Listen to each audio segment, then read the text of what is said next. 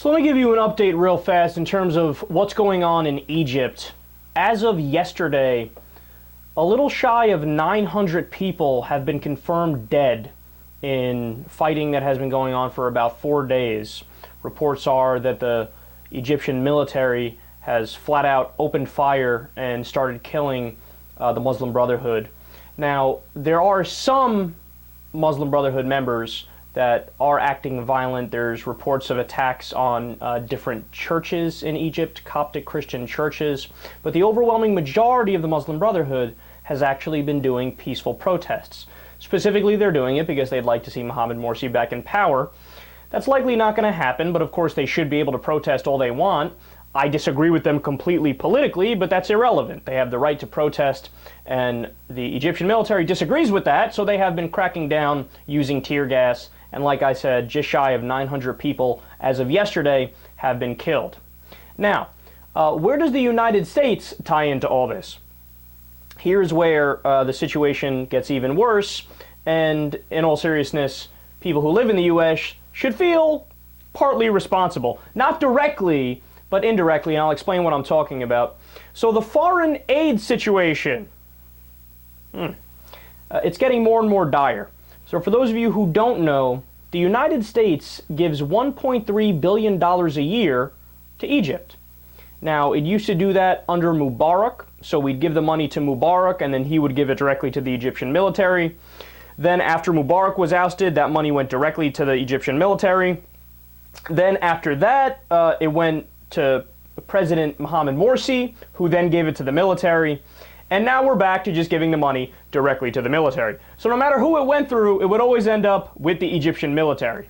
So with all these regime changes, the money is still flowing in. We haven't stopped giving the aid. Now it's interesting because one report from a certain congressional staffer said that the Obama administration had secretly stopped giving the continued aid to Egypt. But then the White House came out this morning and said that's not true. We are still giving the aid to Egypt.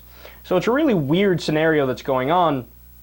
But of course, there's been some outrage in the U.S. because we're giving $1.3 billion to a group of people that are murdering protesters. Now, I'm of the opinion we shouldn't have been giving them that money in the first place, even if they're not killing protesters. But then when you add on top of it that they're killing protesters, beyond ridiculous. We should cut it off immediately. So would you like to hear specifically what your money is going towards? Here we go. 4 Black Hawk helicopters were given in September 2008, cost $167 million from the defense contractor Sikorsky. 2,000 TOW missiles, cost $99 million, was given in October 2007 from the defense contractor Raytheon. 6 Chinook helicopters, $308 million. Given August 2009, the defense contractor is Boeing. 400 Hellfire missiles, cost $51 million. Given December 2009, defense contractor Hellfire Limited. 12 Apache helicopters, cost $820 million. Given May 2009 from Boeing. 6,900 anti-armor missiles, cost $319 million, given September 2008 from Raytheon. 6 frigate or frigate, however you pronounce that, warships, cost $210 million, given July 2010 from the defense contractor VSC Global. 125 M1A1 Abrams tanks, cost $1.3 billion, given July of 2011 from the defense contractors General Dynamics, Honeywell, and Allison Transmission, and 24 F-16 fighter aircraft, cost $3.2 billion, given October 2009 from Lockheed Martin. So notice, and here's the 2 most important facts about this. Number 1, only 26% of the American people would like to continue giving military aid to Egypt. Now remember, we are a representative democracy, at least on paper, right? But our politicians and the executive branch go, yeah, only 26% of the American people want to keep doing it? Fuck them. Do it anyway.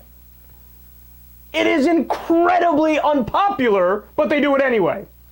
And the most important thing, this is why they do it. All of those private defense contractors that I just laid out for you make so much money from it. So this is the way that the scam works. The defense contractors pay the politicians to run their campaigns here in the United States.